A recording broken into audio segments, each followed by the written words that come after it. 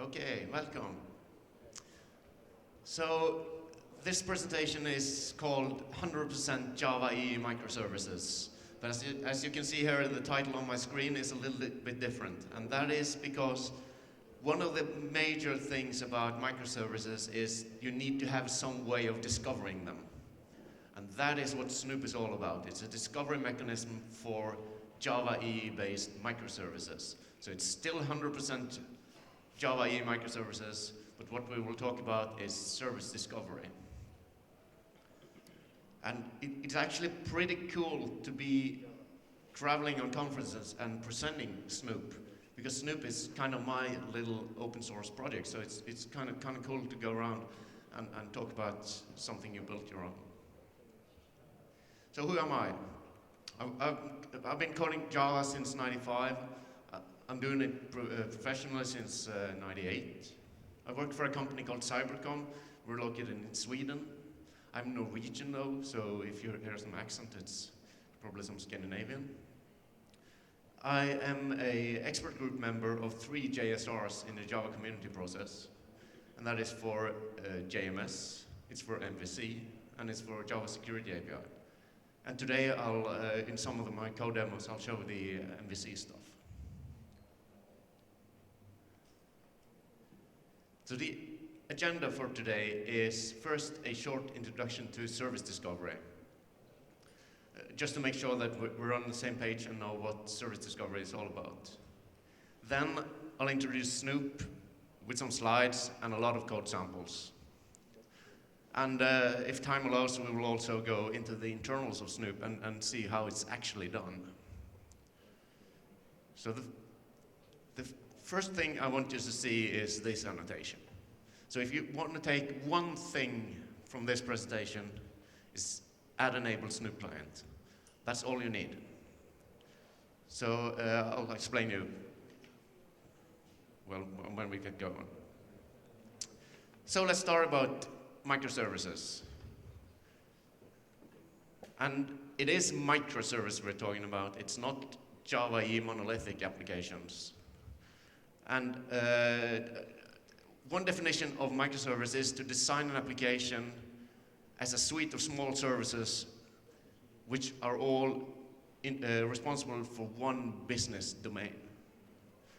For example, a user service or a catalog service or another service that does one thing. It doesn't have to be small to be a microservice, and it can also need some enterprise capabilities that JavaEE will give you. And the interface between these services is also often exposed as a REST interface, but it doesn't need to be. I like to keep things simple, so this is an architecture diagram of a monolithic application. And I'm not diving into any details here, it's just to give a picture. Typically, a monolithic application will involve a lot of layering and dependencies and also decoupled components. But it's all tied together in build time. Just so you know, it's nothing wrong about monolithic applications. Most likely, that's the best way to start. And probably you should create a monolithic application first and then extract the microservices that you want out of it. We can't all be Netflix from day one, but we can get there. But this application is about microservices. And the monolithic application I showed in the previous slide could be divided into something like this. So you have an application that calls a service A, service B, and service C to do stuff it needs to perform its application logic. This application is kind of tightly coupled to the services. So if service A is moved around, then the application has to be configured to know where to find service A again. And that is where a discovery mechanism comes in.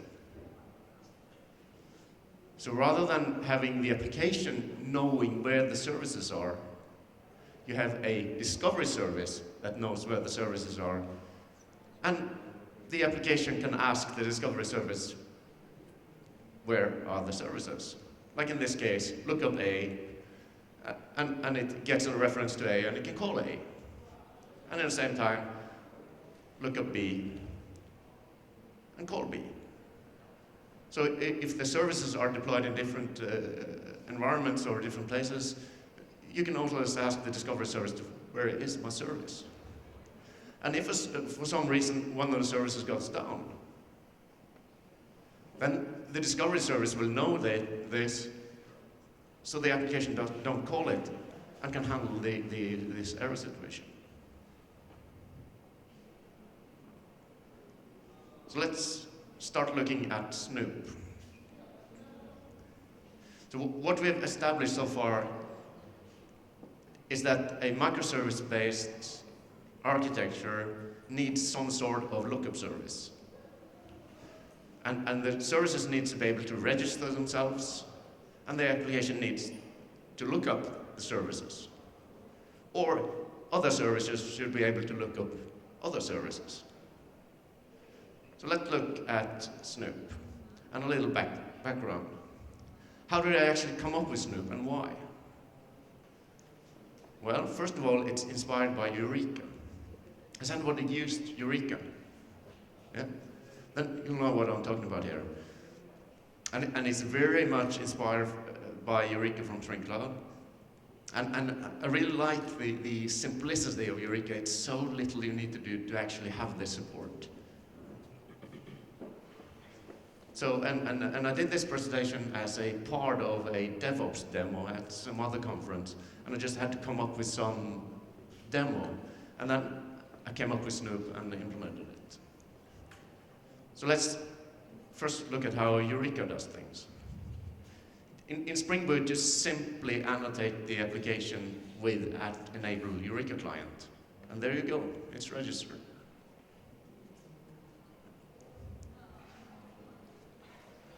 And the code for it looks like this. You have this enable Eureka client.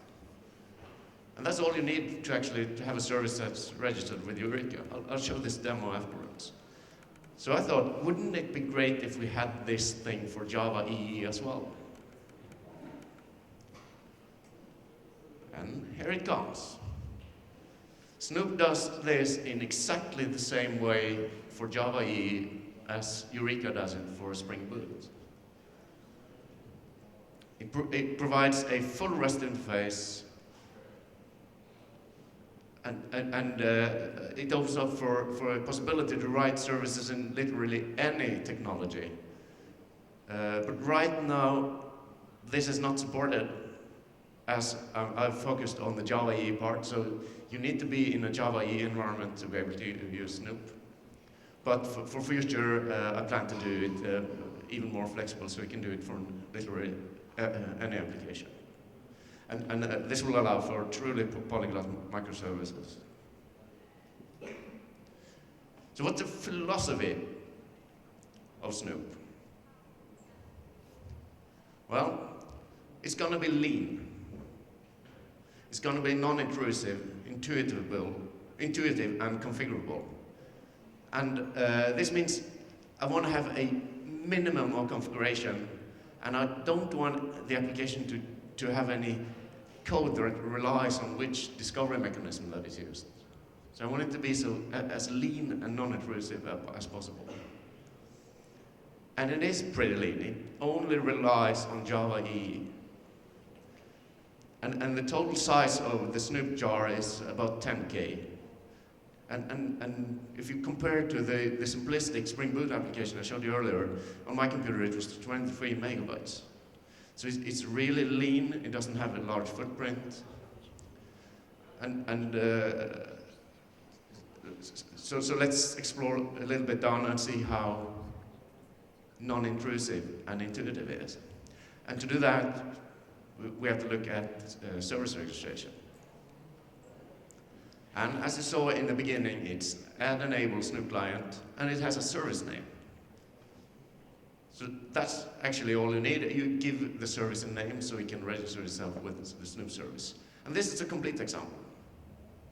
Somewhere in the code, you need to have enable Snoop client with a name. Here I see I missed that it's actually the service name is going to be, so I have to update the slides. But this is typically how you would register a Snoop client. And in any JavaEE REST-based application, you have this application config that extends application. So it's already there, just put it there. You can do it in any other class, it doesn't matter. Just as long as it's in your code base. Okay.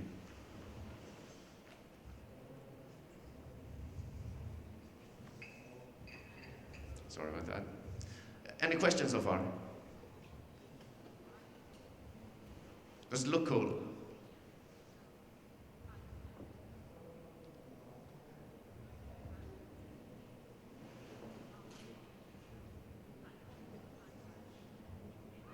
Might have stepped on some cable there.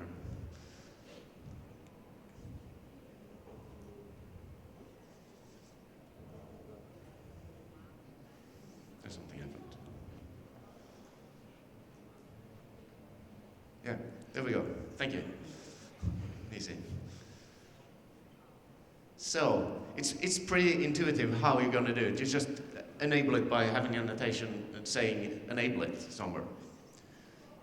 So, how non-intrusive is it? And to check that, we have to look at how does service lookup happen in Snoop. And that is just as easy. You just have an annotation, and this annotation is called @Snoop, and you give the service name. And this annotation will actually look up with the Snoop service and get a reference to it, and you can call it. And a more complete example looks like this. So it's just an extra annotation. You need some client to the service you're calling anyway, so it's just another qualifier to the injection. So I'd say it's pretty non-intrusive as well. It's no actual code changes.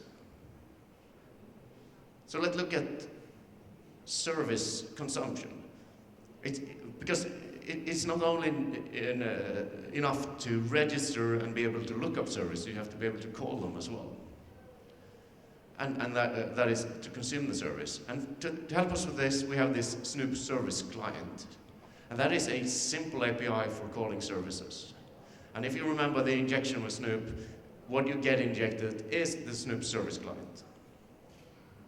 And it actually gives you a client that you can use to interact with the service. And it has some simple methods. You can get the service route, and as you see, it returns a JavaEE web target. And then you can do whatever you want with it. You have got the service route, and you can do it just like any other JavaEE client. And it also has a couple of convenience methods, which I have called simple get, simple put, simple post, simple delete. And it should be pretty intuitive that a simple get, for example, it does a get. And as you see here, you get an optional response.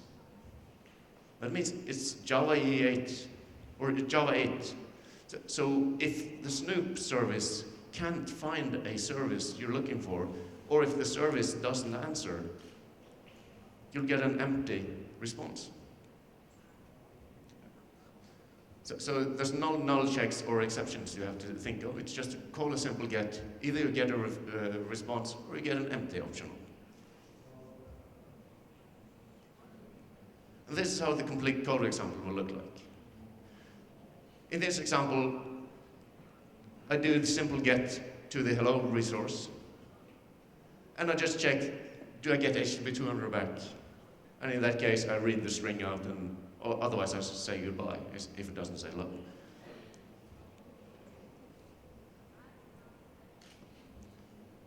But there is need for some configuration to get this to work.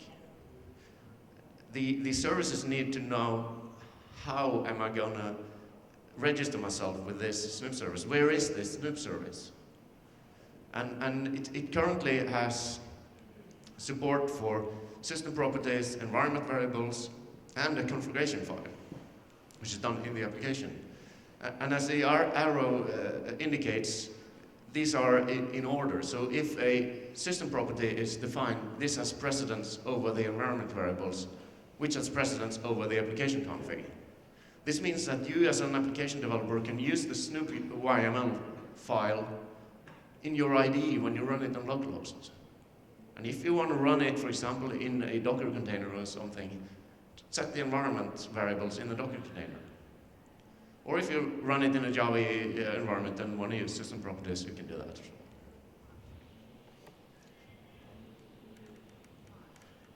And the actual configuration looks like this. There are 4 properties. You define where is my service. That's the host. You say which port am I running on. In this case, 8080. And you see what is the base URL for my services.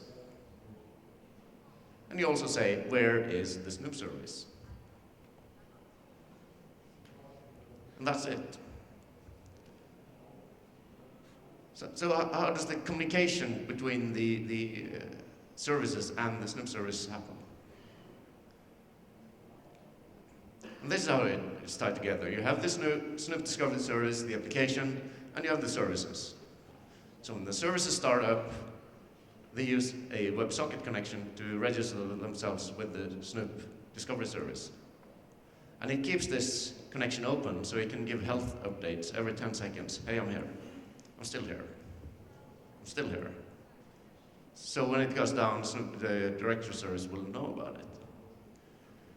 The lookup from the application to the Snoop service is a regular REST call over HTTP. And the calls to the services, whatever protocol the services are exposing, most likely it will be REST. And if you're using the Snoop service client API, then it has to be a REST-based application. It could be extended to other protocols later if that's wanted.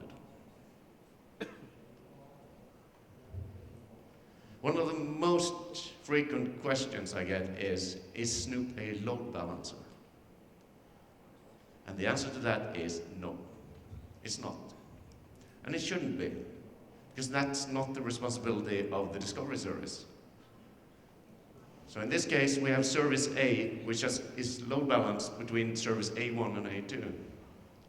Then typically the service A1, when it registers itself, it will register itself with the Snoop discovery service and give it the load balancer IP. And when A2 does the same thing, the discovery service will just know that, hey, I got a new health update. And it doesn't matter how many instances you have.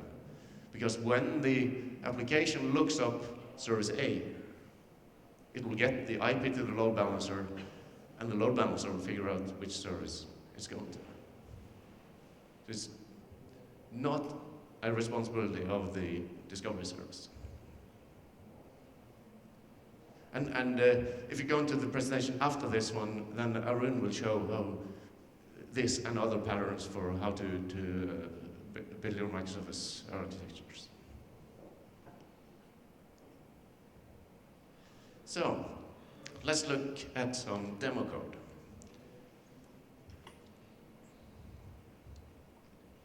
Let's see here.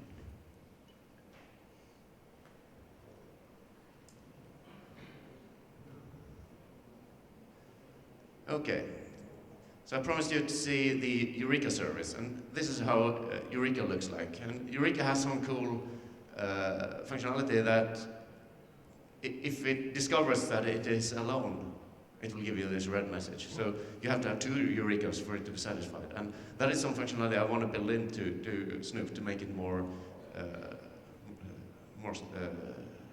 stable.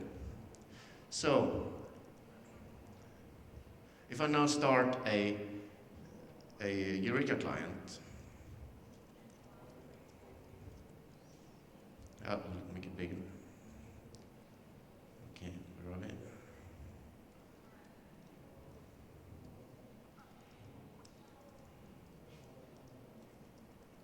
I'll just run it like this.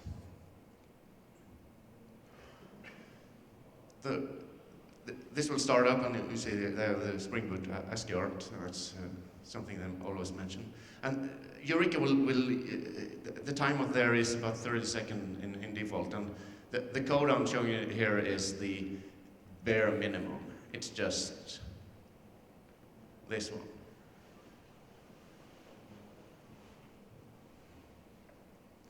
So it takes about 30 seconds, and then it will be registered.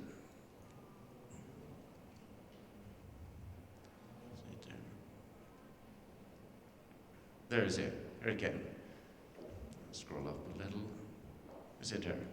So that is how lean Eureka is. It's just an annotation and it works. Of course, you can configure it and you can do whatever you want with it, but it's kind of basic in the to get it done. I'll just see. I need the Wi-Fi for our presentation later. So let's turn off Eureka and go into some other stuff. So I will enlarge the font here. Yes. Yeah, give me internet. There we go.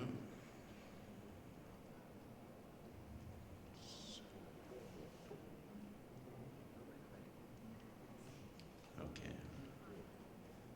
I was afraid this was going to happen because there's actually a bug in NetBeans that if you have a split screen or a mirrored screen, it crashes when you starts to open the fonts. So sorry about that. I'll just kill it and start again. It doesn't only happen to me; it happens to like everybody. So I'm not too afraid about it. There you go. Let's try again. If you're considering other IDEs than NetBeans, then don't, because NetBeans is actually awesome. And sorry about this, but there we go. So let's look at a very simple hello service in using Snoop. So what you see here is a typical JavaEE WARF application. It has one dependency, which is JavaEE Web API, and that is provided. And it has the Snoop dependency. I also have a Docker plugin, so I can create a Docker image of it. But apart from that, there is actually no configuration in this POM file. And if we look at the code, we can see in the application config that I have done the add enable Snoop client annotation. And I have a simple hello resource that just returns hello. So it's nothing fancy here, it's just a very simple hello service. So if I want to start this one, for example, in a Docker container, I'll just this one there, and this one there, and then see if we can get some fonts up. Is this readable? Okay, this is Eureka, I don't know that one.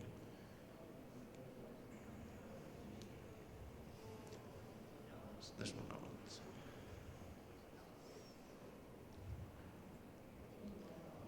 There you go.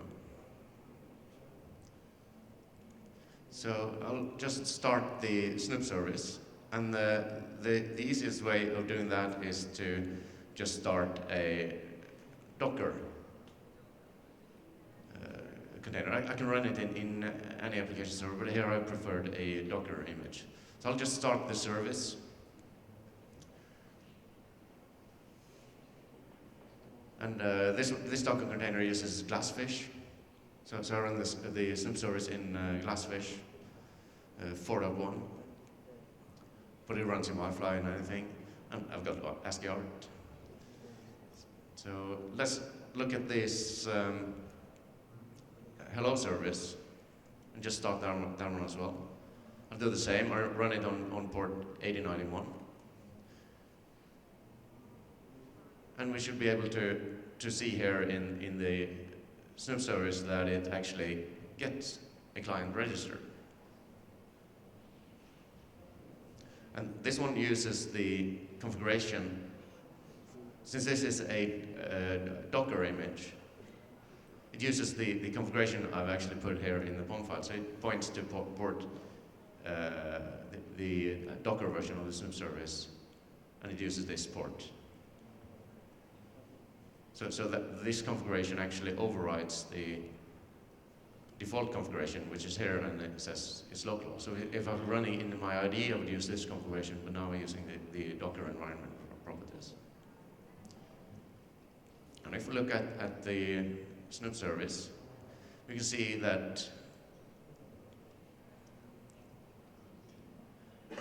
it has started and it has a hello service.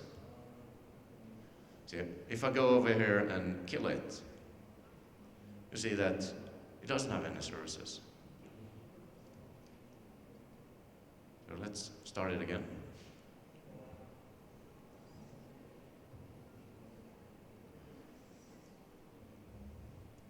And it's registered, and I can access it. So let's look at how an application can consume this service. And for that, since I now have a hello service, I should have a hello world application. And for this application, it's pretty similar. It's a simple JavaEE application. I'm using the new MVC framework.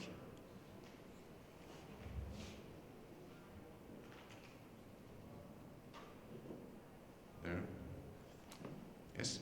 I'm using the new MVC framework, and since JavaEE 8 isn't available yet, I need to add the OSARC, which is the reference implementation for MVC. And I'm also using the Snoop client, which is a even smaller version of Snoop, which is only the service client API, because I don't need the service registration for my application that consumes it. So let's look at the code. In this one, you see I don't have any add enable Snoop notation because I don't need it since it's not a service. And the controller is, here you see it's an MVC controller, a new MVC framework. It's a controller annotation. And I inject two services, the hello and the world service. And I also inject a models object, which is a part of the MVC framework. And what I do here is that this is the same code as on my slide.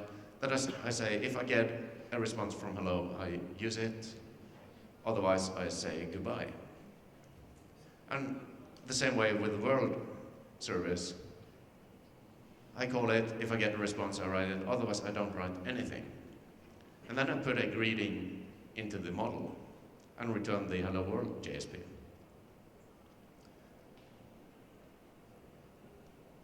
And the hello world JSP is just displaying the greeting. So let's run this one, and this one I'll run locally, and I'll run it in Pyara. Anybody using Pyara? You know what Pyara is? Okay. Pyara is a fork from Glassfish. So it's commercially supported version of Glassfish. So if you're running Glassfish and are afraid of support, you can go to Pyara. It's the same code base and everything. Okay, it wouldn't start. I've got something wrong here.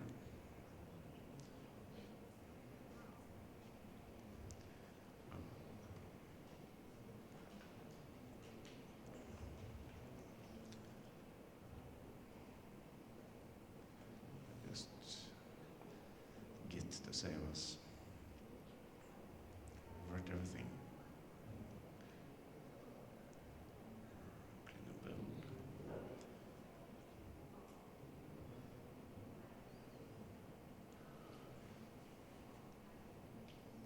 And run it. Now Pyara should be starting.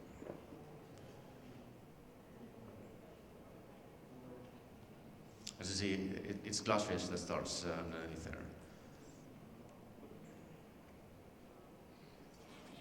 And it does some stuff for the MVC. And here we can see that it's starting and writes hello. And that is the response I get from the hello service. So it writes hello. It also goes to the world service, but it doesn't get any response, so it doesn't react on it.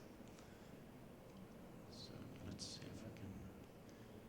So if I go into my console here and start the world service. And I just do it the same way. I started on port 8092, and there's also a Docker container. It runs Wildfly, so one of them is in Wildfly 8 and one is in Wildfly 9, and it doesn't matter what you do. If you do it in Glassfish, there is a tweak you have to do, but otherwise it runs in anything. And here you see I have both a world service and a hello service registered. So if I now refresh the page, you'll see it writes hello world. And I haven't restarted the application, I haven't done anything, I just did this. And to talk about the configurations, if I go into the Payara admin console and configure the system properties,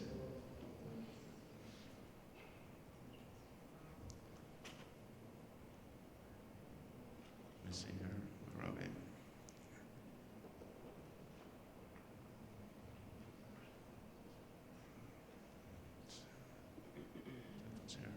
Let's see.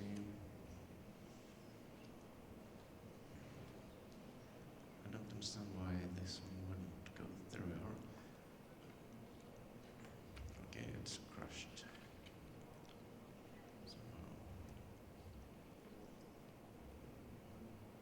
There we go. If I go into the console and do the system properties here, and I add a property which I call snoop service, and I point to snoop Agile JavaEE service, which is a snoop service I happen to know about. So if I now go in and just refresh the page here, it writes something else, because now it looks up the services in another application. And the services used now is actually is hosted on Amazon. And it has services that are running on Amazon as well. And I didn't know anything about these services and how they behave or anything. I just know about the Snoop service and I know the name of the service. So this is how we can configure an environment to go and do something else. So if I go in here and take the property away, it will go back and do what it was expected to do.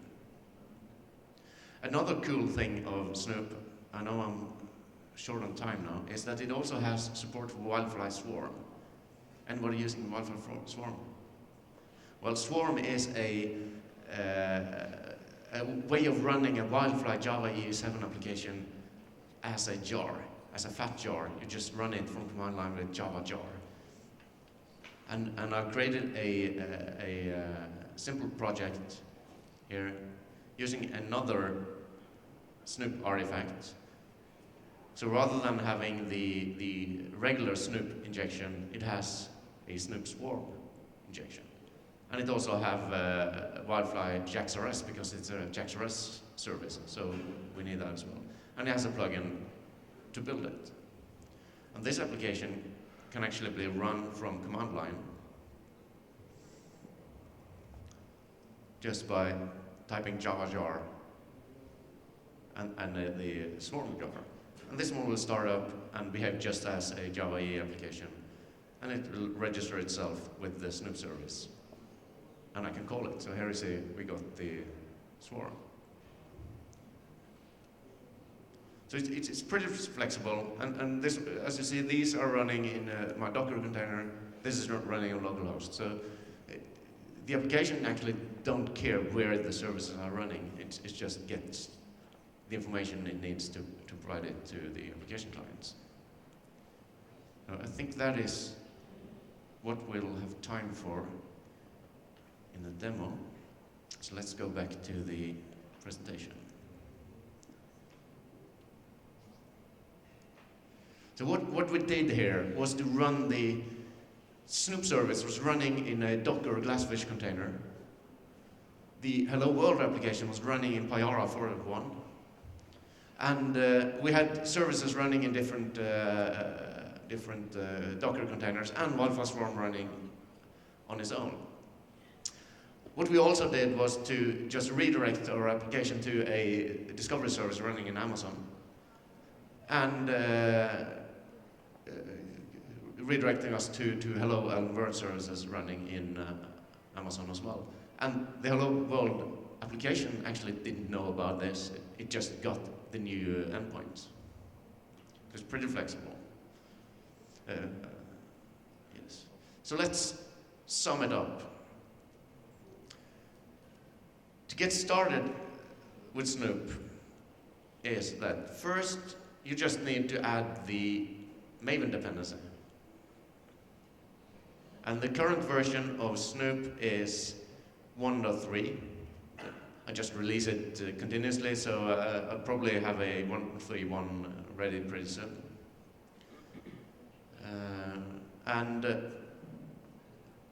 To enable a service to be registering itself with Snoop, you use the @enable Snoop client and give it the service name. And you need to configure the service. And this is how you do it in the application YAML file. Or you do it in the environment properties, in your POM file, or in the system variables, or whatever. Just needs the precedence. And then you need to configure the application so it knows where do I look for my services. So the only configuration the Hello World application needed was to know where is the Snoop service located. And you can also use environment variables or system properties, as I showed in the Firework console.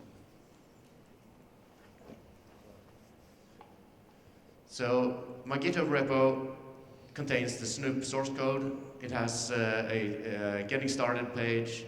It has all the documentation that is needed. There are some issues there, I've talking to people about it. The Snoop samples are also on GitHub. The Docker images I was using today are in my Docker Hub repo. There are also the images that are running in Java in Amazon doing this other great thing are also available in Docker Hub.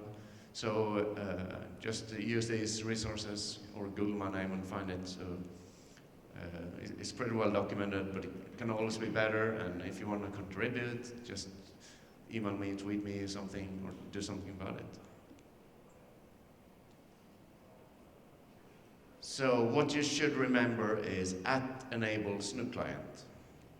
That's all you actually need to get started. So that was what I had today. I thank you very much for listening. It's been a pleasure being here. And I'll try to walk around more in the area and not just hide away in the speaker's room. But I'll be around for the rest of the conference, and at least as long as the food. So just contact me, tweet me, do whatever. I'm happy to answer any questions. And I think we have a couple of minutes for questions. Yes.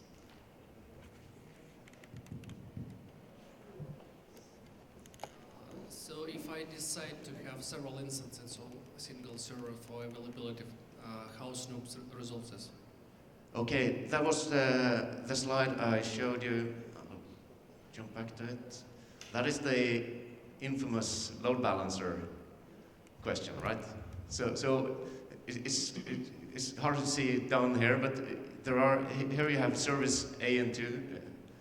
So if you have those, what you need in the properties where it registers itself is to give this discovery service the IP of the load balancer. You don't give it the IP of the service, then you won't achieve anything. And then every time one of the services that registers itself with the Snoop discovery service will give the load balancer IP, so the application will always go there, no matter which services register itself last or first. But when you check heartbeats, you make connection directly from Snoop Yes. to each service? Each service will have a WebSocket connection to the Snoop discovery service. So they will, every 10 seconds, they will say, hey, here I am, I'm hello, and I'm at this IP, and that's the load balancer. And then a couple of seconds later, A2 will come and say, hey, I'm hello, I'm at this IP, but it's the same.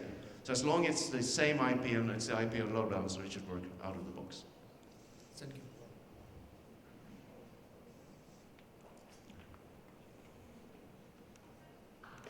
do you have replication of Snoop discovery service? For instance, if some application would like to call service A, and if service A is not does not exist in Snoop discovery service, it can go to another region and call another instance of service A. Okay, so that is kind of the same question, but on another level, yeah. So no, there is no actual support to go to another region if you're thinking like Amazon regions, unless you have a load balancer that actually covers all the regions, but I guess you won't have that. So no, there's no support for that, but that is an interesting thing to have into it. I'm also thinking of adding versions. So an application can ask for a version of a service. But that aspect you're mentioning is actually another one. Yeah.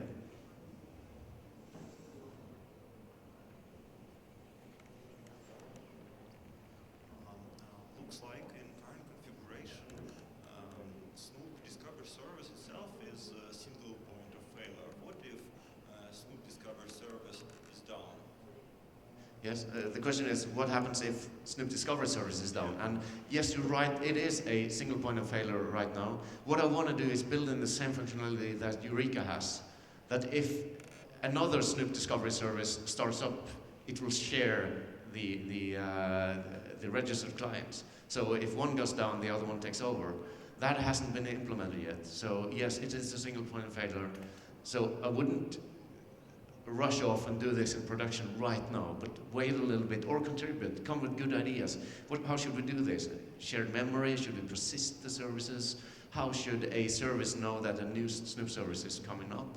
So some kind of Snoop Discovery Service registration is something I'm thinking of, yes, thank you.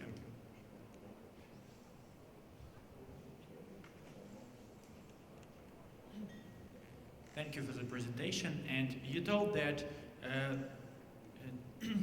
development of Snoop was inspired by Eureka, but I didn't catch what is advantages of Snoop from Eureka. Okay, the question is, that's a good question. What is the advantages of Snoop over Eureka? And the advantage and the single purpose of Snoop is to enable the same thing that Eureka does for a Spring environment, for a non-Spring environment. So you don't need Spring. And if you add Eureka to your POM file, it will drag in lots of dependencies and lots of things. So and maybe the size of your services artifacts doesn't matter, or you're already using Spring, then it doesn't matter. But if you're in a JavaEE environment, I don't think you should be forced to add all the Spring stuff in your application. Now there is a REST API for Eureka you could use, but I found that this is actually simpler. Thank you, got it. Okay, thanks again for listening.